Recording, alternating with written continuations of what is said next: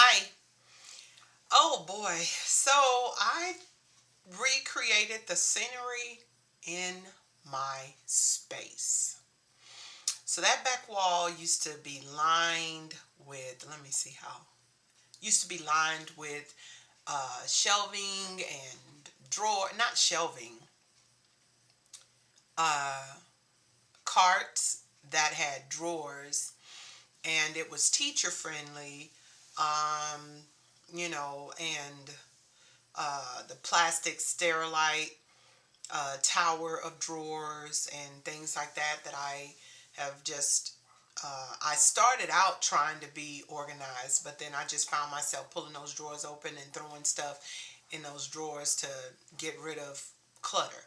So all of the clutter is in those drawers, and I decided to move it on this side of the room rather than that side of the room.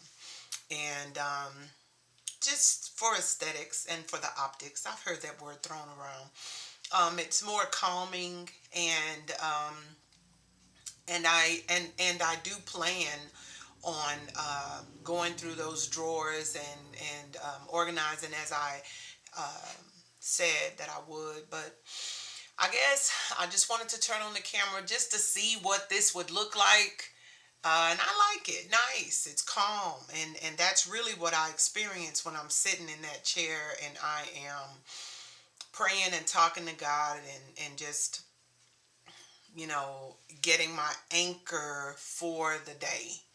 I usually start usually when school is in session. I am up as early as 3:30 in the morning, and I jump up at about, I don't know, 5 o'clock to start preparing, dressing for work, showering, all that kind of stuff. So about an hour and a half, I love to sit and pray and really pour out, empty out my thoughts and all of that, before I start my day. And I do it on the weekends as well. It's my go-to, and I can't wait. There have been nights where I can't wait to go to sleep because I want to wake up in the morning with a cup of coffee and Jesus. And and I said it that way on purpose. And I want the Lord. He is working on me to where I could say I want to wake up with Jesus and a cup of coffee.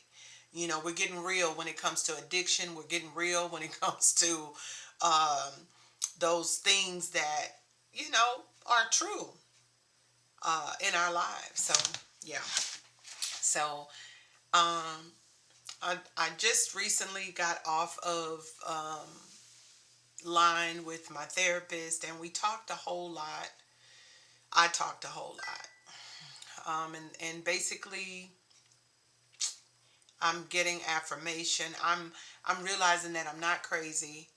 That I do see what I see.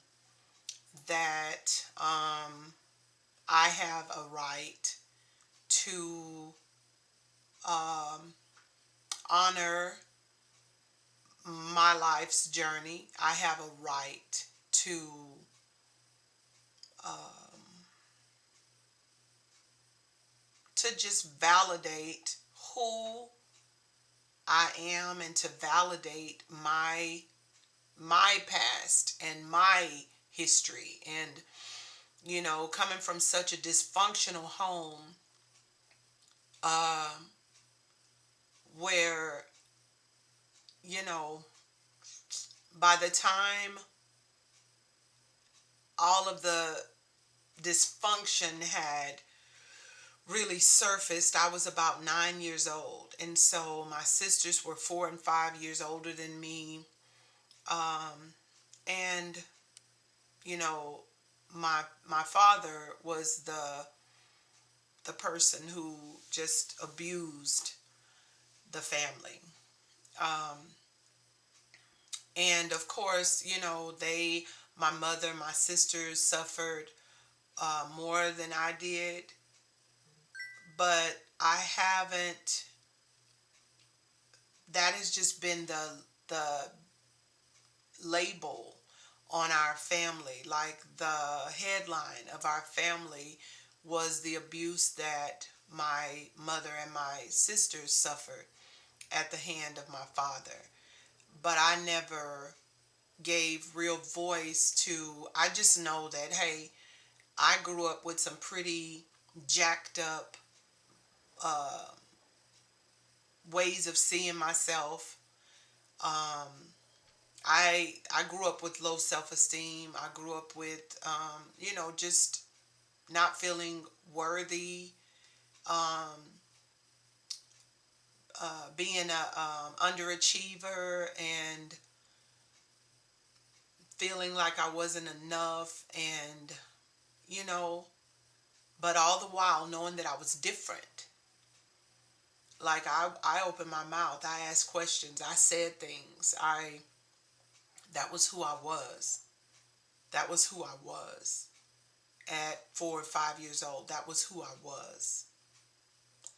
And I've been called extra and emotional and uh, dramatic and animated and all of these things. I've been labeled, um, and those labels have made me to feel. I felt because of these labels that I needed to tone it down, and I needed to, like, something was wrong with me for being the way that I am. And I'm realizing that no, nothing is wrong. I am built this way. And being a teacher, I'm also realizing that I'm an advocate.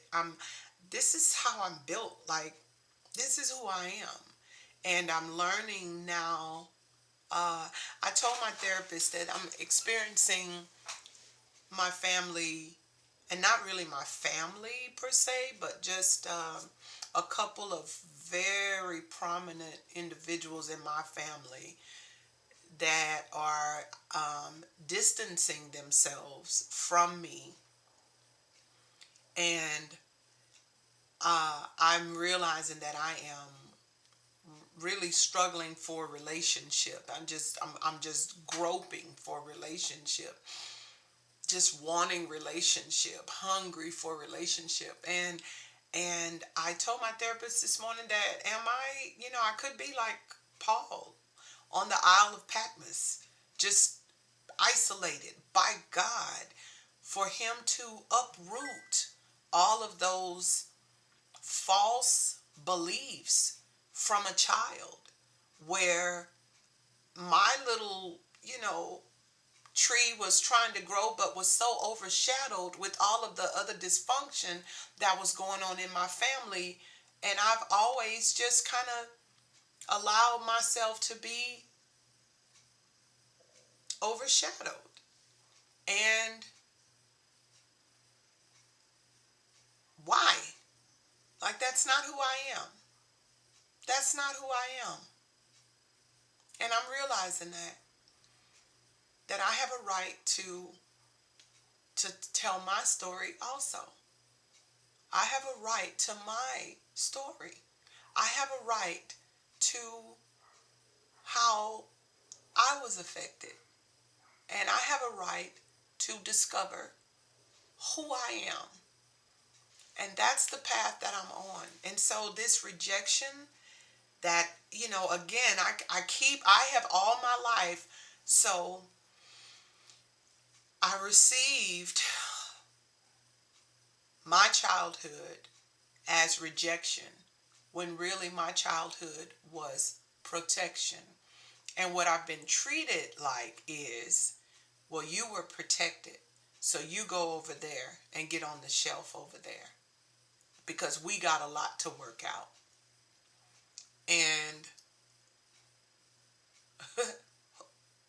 who put me on that shelf? And I sat up there on that shelf and allowed it, and felt like I don't have a right to. Oh, yes, I do. Oh, yes, I do have a right. Just like everybody else, I have a right. And so I'm excited about that. I'm feeling empowered. I can't find the tears. I can't find the ooh. I can't find it. Not today. Today, listen, it right before I tuned in with my counselor, my room looked totally different than it does right now. And I had 22 minutes. And I said, can I do this in 22 minutes? And I thought, you know what, I'm going to do this in 10 minutes. Honey, I grabbed that stuff. I grabbed the broom because, of course, when you're moving furniture, the dust and stuff. And I was sweeping and moving and sweeping and moving and sweeping and moving. And look, that looks nice because I've been of this persuasion. Why am I putting this on? Why am I putting this on? Why am I putting this on? Why am I, I've never been one. I'm like, this is it. This is who I am. Why? What? But I thought, you know what? It's nothing wrong with making something look nice so that it can be calming and peaceful and, more easy to embrace, you know. And so it is with the rest of my life. I've been telling myself it's going to take too long, it's too much work. That took me 10 minutes. And so I'm done with talking myself out of being who I am. I'm done with that. Okay? So I just wanted to shoot this quick one just to say, you go, girl. You got this. And yeah, keep going. Keep going. All right. So hopefully this spoke to an area in your life where you are talking yourself out of your truth, because it might not be as extravagant as someone else's truth, or it might not be, you had those friends and those people in your life. Oh girl, that ain't nothing. When I da da da da, I had a friend like that. Oh, that wasn't nothing. We did da da da da da da da da, and used to always just, and I would just kind of shrink down to go, oh, that ain't nothing. That ain't nothing. Well, honey, listen, it is something. That is something. It sure is. And so you say it loud and proud. This is your story. Okay? All righty. Be encouraged today.